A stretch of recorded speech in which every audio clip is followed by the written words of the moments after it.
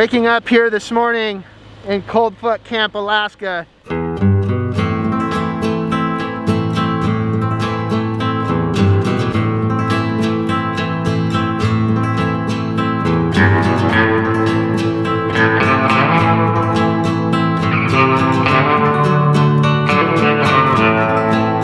This was home for the night right here in front of the convenience store. Woke up this morning to minus 24 degrees Fahrenheit, which is down to about minus 31 degrees Celsius. It's downright cold out here.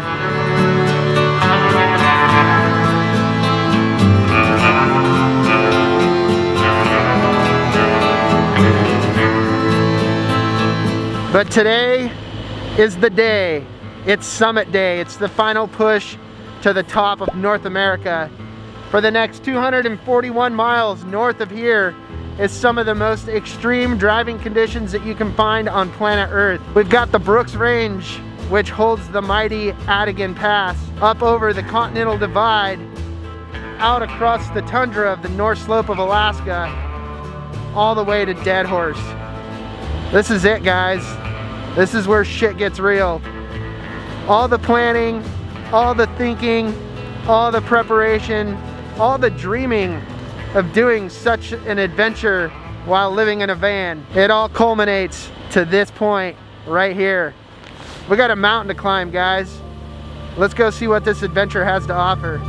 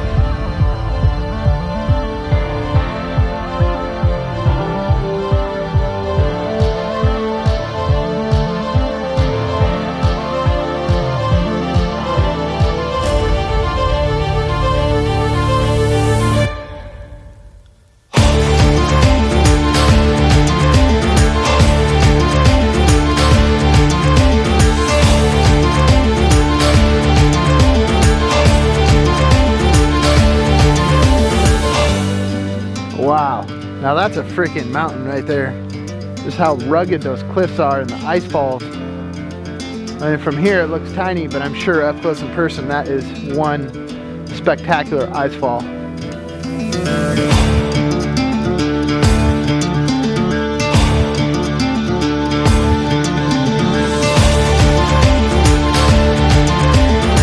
You don't get to stand face to face with too many rugged mountains that close. Not like that. That's freaking cool. Truly impressive. One of the cool things you get to see driving the Dalton Highway. Another cool reason that I enjoy coming and doing these ventures in the wintertime. Hell yeah, let's keep on trucking.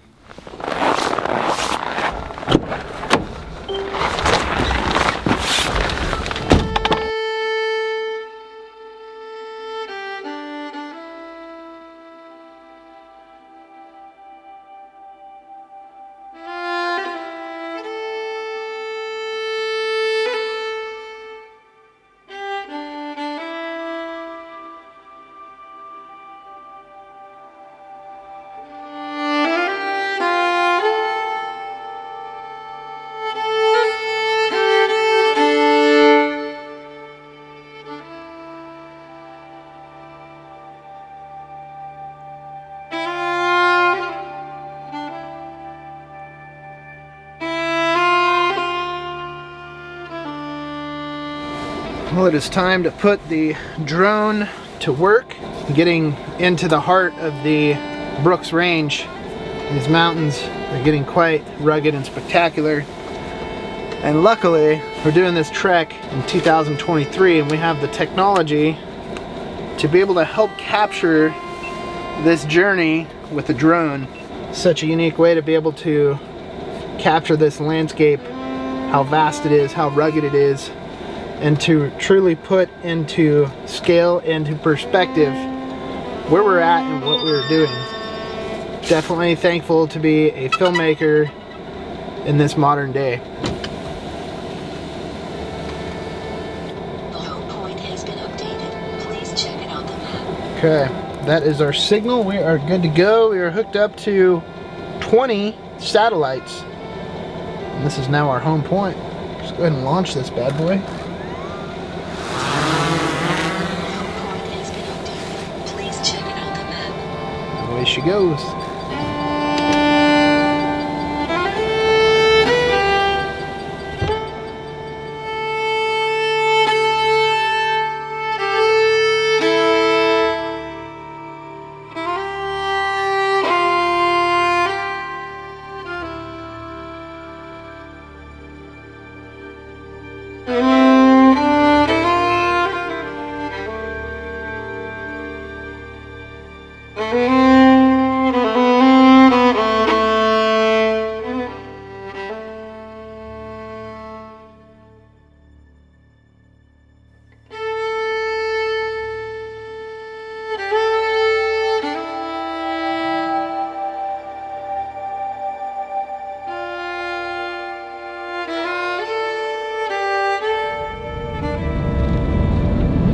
We are in the heart of the Brooks Range now. Atigun Pass is just not more than a few miles ahead. Over the last year, since I've had my eye on making these trips to the Arctic, I've done massive amounts of research. You read about all the hype, you watch all the videos that hype it all up, and then when you get here to the middle of it and you realize here you are. All the research, all the planning, all the preparation, and now you're here, hands-on, boots on the ground, eyes to the landscape.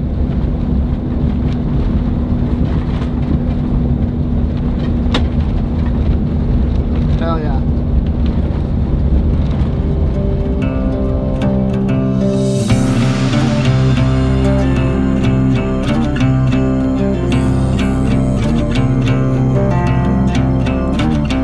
About a mile ago, the trees completely disappeared, and now it truly feels like I am in the Arctic. This is certainly not something that you get to see when you make a trek like this up here in the summertime. I'm sure that this area has got its complete and magical majesty during the summertime, but nothing beats getting to witness this landscape when winter has a dead lock on the landscape and the terrain and the land around here.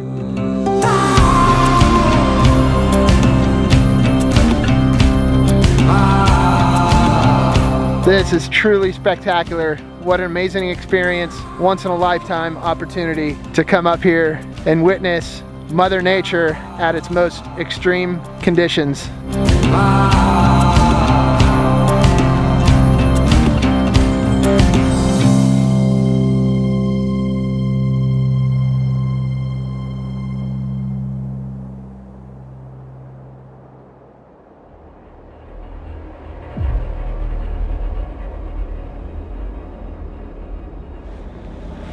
This here behind me is the mighty Atigun Pass. 150 miles north of the Arctic Circle, the haul road climbs over the Continental Divide at the forbidding Atigun Pass. It is a steep 10% grade, and the trucks come racing by to be able to make the climb all the way up.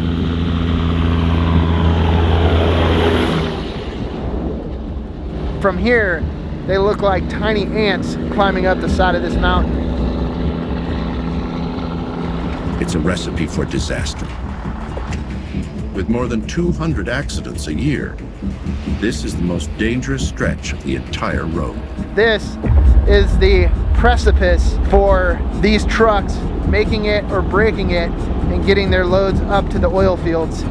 Less than 40 years old, the haul road has already racked up an impressively bloody track record, killing and injuring 400 people and wrecking thousands of trucks. People don't realize what you have to go through up here just to get oil and cheap oil flowing through that pipeline. A lot of hard work, a lot of hours. And the cold doesn't help a bit. Thus far, the Sprinter van has been an absolute champion and has performed flawlessly, getting me up here safely into these extreme conditions. But through this whole entire journey, this van has been my shelter, it's been my safety, it's been my escape from the elements and Mother Nature's extreme winter conditions. So it's not just a vehicle, but it's also my home. And it's making the trek up here all the way into the Arctic. I couldn't have asked for a better platform to be able to come up here and make this journey. We're almost at the top of the world. We're almost there. But with that being said, we still got Atigun Pass to climb as we make our way over the Continental Divide and out onto the tundra of the North Slope. This adventure isn't over. We gotta get ourselves up and through this pass to the other side.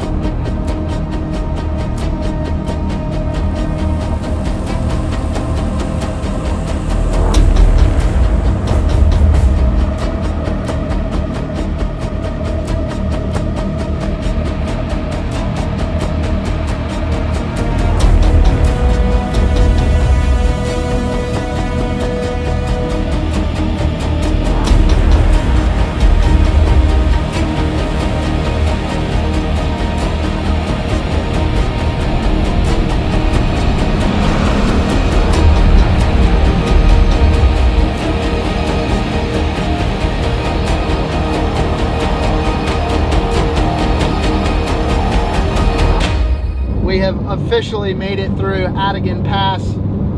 We have crossed the Continental Divide.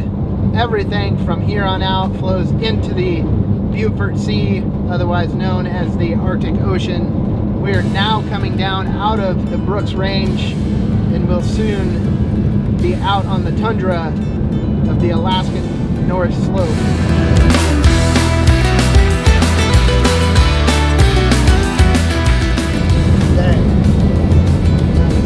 So cool.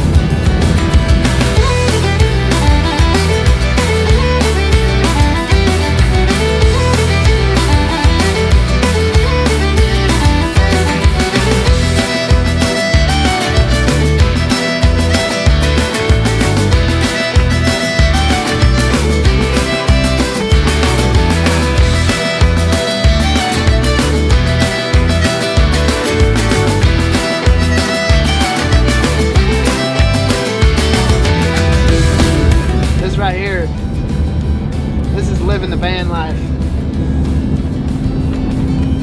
This is the kind of stuff when you actually feel thoroughly alive, out here experiencing the world, exploring the own, getting outside of your comfort zone, feeling what it's like to feel, feeling what it's like to just to live. Hell yeah. Whew.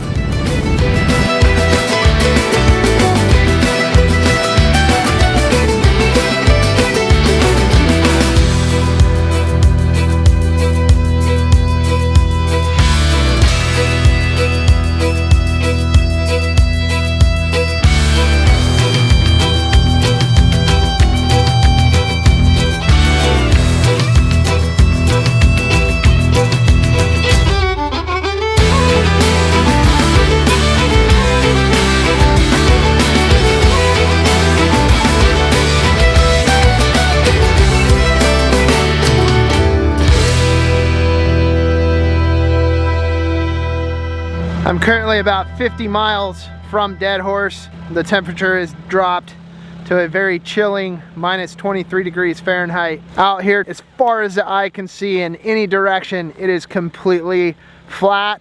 It's completely barren. It is just wind-blown snow. This right here is the tundra way up here in the North Slope of Alaska. Once I arrived to Fairbanks, it felt like I was just right there at the edge. But after 2 days of solid driving up the Dalton Highway, I'm reminded that it is no joke making this trek out here to one of the most remote places on all of planet Earth. We're 50 miles away. We're almost there.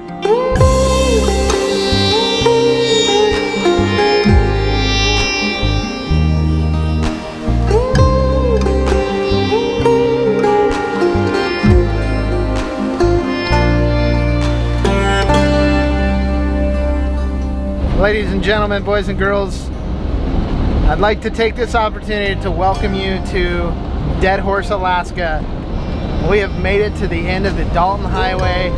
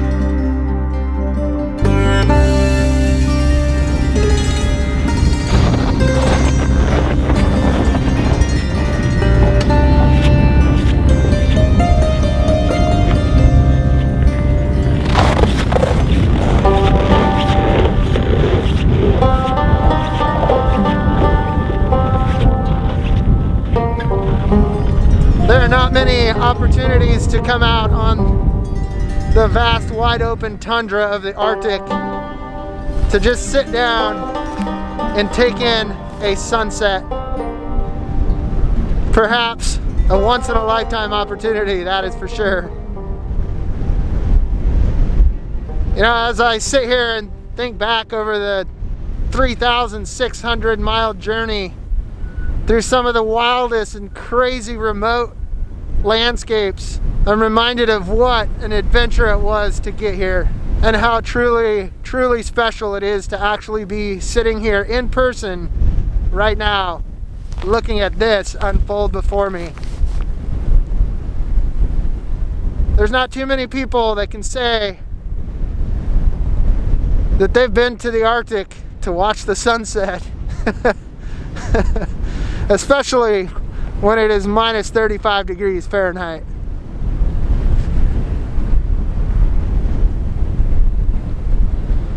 You know, a lot of people ask me why do you go on these adventures and why do you do them solo? And if I'm honest with you, to me, it's a bit of a walkabout. It's an opportunity to get out, spend time with myself and truly get to know myself better inside and out. There's a lot of lessons to be had in experiences like coming up here in the wintertime and enduring the cold temperatures, pushing yourself outside the box. It's an opportunity to work out some demons within yourself, overcome them, and just become a better you. And over the years of doing that in my van life adventures, I've truly grown to thoroughly appreciate these kinds of walkabouts. Every time I go out and experience one of these journeys, I come back with a better understanding of who I am. And to me, that's important. I feel like anybody and everybody should take those opportunities. But a lot of people are afraid to go out and spend time by themselves, spend time alone. When you sit at home and you anticipate how hard something might be, it's easy to talk yourself out of those experiences or those challenges. But when you actually hurl yourself into the unknown, you push your limits, you can unlock special things within your heart, within your soul. You prove to yourself that you are capable. It's not a matter of proving it to anybody else, it's a matter of proving it to yourself. You start learning that if you put your mind to certain things, you can do just about anything you want in this world. And that's the most important lesson. All right, guys, I'm gonna get out of here and just enjoy this sunset as it unfolds before me. Awesome. Truly freaking awesome.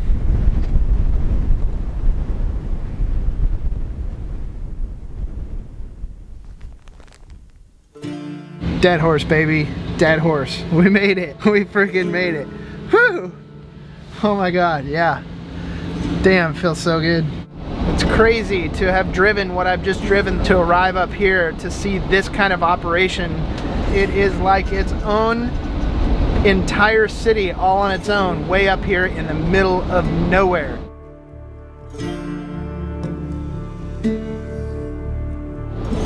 I'm now in search of a fuel station so I can get some fuel to my diesel heater, because we are going to need that this evening for sure.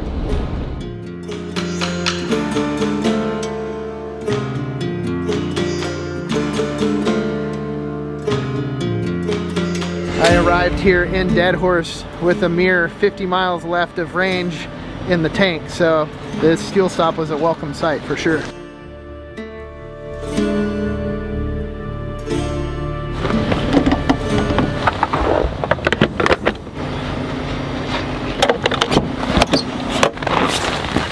Well, as I was fueling up at the station, the diesel heater actually ran out of fuel. Now, the way the diesel heater works is it won't actually use all the last bit of fuel in your tank. There is a bit of reserve left over for you to be able to get to a fuel station if you were to use your heater all the way down to empty tank. So that's how close we were to being out of fuel as we rolled into Deadhorse. Just got to prime the pump, get the diesel heater started back up. We should be good to go for the evening. Well, there we go. Crisis averted. Diesel heater's back up and going. We've got a full tank of fuel. We're in Deadhorse, all the way here at the top of the world, into the Dalton Highway. This is it. I've made it. Now what do I do?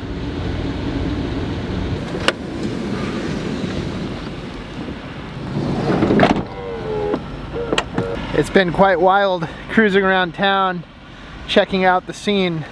It's like driving through a giant industrial park. Everything here is set up to supply the oil fields here. All the people that are here to work in the oil fields. And so it's very intriguing to cruise around and check out the happenings. There's not any sort of nightlife at all. Everybody's here to work. They go in, they get their dinner, and then they go hunker down for the night in preparation for work. This is gonna be a bit of a urban stealth camp, if you will, here in Deadhorse. This is about as urban as you can get up here in the Arctic of Alaska. I am parked here by what is called a man camp. And this is just a facility that houses a bunch of the workers up here for the oil fields. Across the top here, you'll see the structure that runs down these parking lanes. Hanging from these structures are electrical cords, and this is where everybody pulls up. Because it's so cold, everybody needs to plug in their block heaters. This guy's plugged in his block heater. I went ahead and backed up here and unplugged from my Battleborn system, plugged myself in so that my oil pan heater is running through the night and I'm not draining on my batteries. It is currently minus 20 degrees Fahrenheit right now, which is very chilly. I've only been outside just a few minutes and I can feel my nostrils freezing, my mustache freezing, and ice starting to collect here. Whew. It's chilly. Chilly on the mustache. Chilly on the mustache. But inside the van, got the diesel heater pumping away. It is nice and cozy in there. You can't see any lights on inside the van. I've got the window coverings up, mostly for insulation, but also to keep my camping situation stealthy as I hunker down here just outside this man camp. Okay, we'll go crawl inside the van here. I'm trying to make this process quick. We're nice and hunkered down here, way up here in the Arctic. It's gonna be a nice, cozy sleep here inside the van.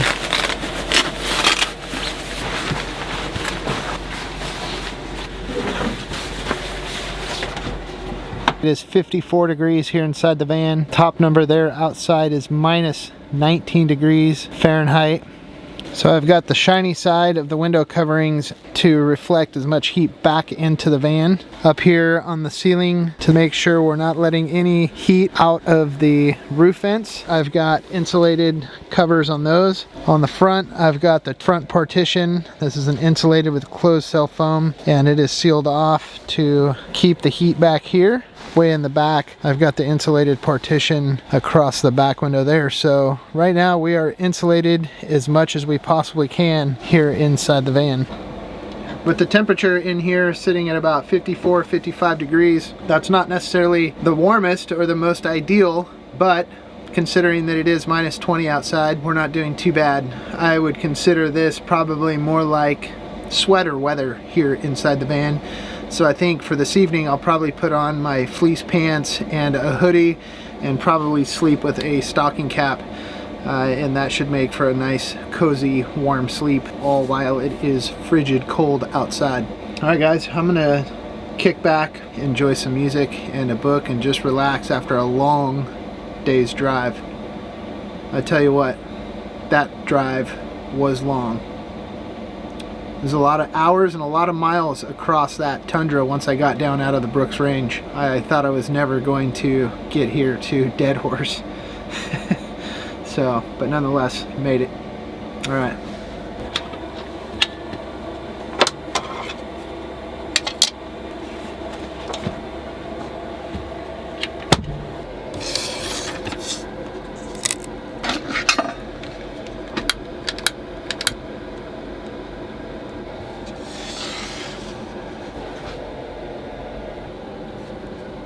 Hello.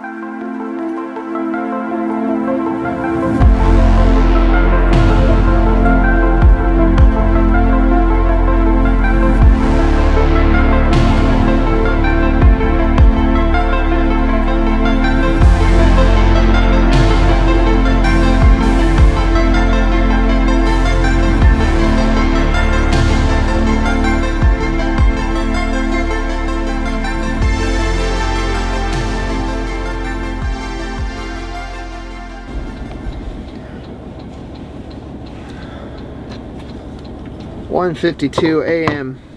We've got an E08 on the diesel heater, and the diesel heater is not working.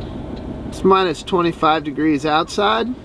It is 30 degrees Fahrenheit inside the van. That's not good. That's not good. I think E08 is lack of fuel. We've got a full tank of fuel, so if we're getting out of fuel codes, that means that the diesel fuel is gelling, best I can tell, but it's cold in here. Come on, baby. It's going through another startup process right now. Come on. Fuck. Okay. I've got to at least go check and see what might be going on outside. I gotta wake up. I've at least got the sprinter van started. Without it driving down the highway at a high RPM though, it's not going to generate heat. And this is why when I make these trips to the Arctic, I choose not to stay out in the wild in overnight situations like this, because if something like this goes wrong, and I was significant distance away from civilization would not be a good scenario. This truly becomes a life or death situation at minus 25 degrees without a heat source here inside the van. That is just not survivable in being able to sleep in here overnight. I've got to figure out this heating situation right now.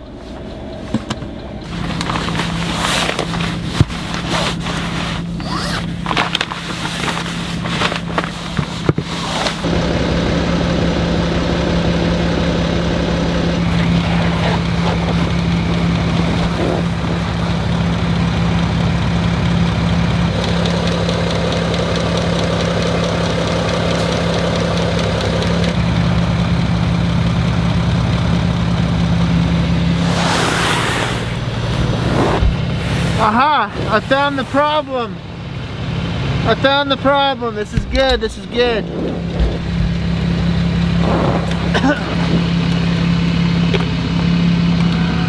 Ah, there we go. That was the problem. All that smoke right there is coming from the diesel exhaust, which means it's not getting enough oxygen to combust the diesel. The air intake was completely clogged and frozen up. Now with the clear air passage, that should allow the diesel heater to fire properly. Oh yeah, all right, we're in action. Okay, so this unit right here is the screen that normally protects the air intake from any sort of debris or anything, and it was clogged. Now that I've removed the clogged air intake, this thing should start to build enough heat and clear up the exhaust and start working properly. Well, that looks more like a properly operating diesel heater. The little bit of steam that we see coming out of the exhaust is just the condensation that is naturally occurring up here in these cold temperatures. But I bet we go inside, and I bet the temperature inside the van has risen quite significantly. All right, I'm gonna jump inside and see what we can figure out here.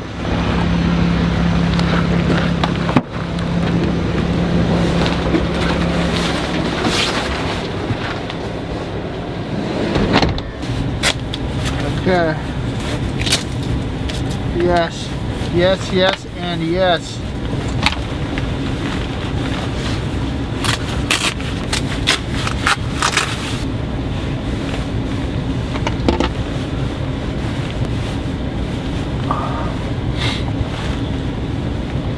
There is nothing worse than knowing that you have a problem, but yet you can't find the fix or the solution.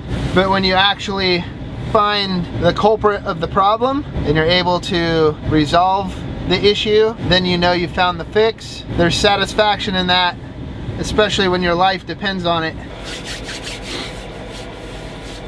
Well, we've already climbed 10 degrees here inside the van. All right. Oh man, that was a bit of panic there, not knowing what was unfolding. But that right there is a good sign. We are sitting at 42 degrees inside. When we left here, it was 29 degrees. So we are looking good. So this right here is the issue. These little holes are the air intakes, and after thousands of miles, 3,600 miles to be exact, all of that fine dust of snow that I drive through when it's this cold can all get collected up there, and especially when this is an air intake, it's drawing air into this. Anyways, these little holes plugged up with snow and eventually turned to ice and shut off the air intake. It doesn't take much for those to get clogged up. It's now 2:30 in the morning. I've spent an hour working on this. Already after a long day of driving, I'm ready to jump back in bed.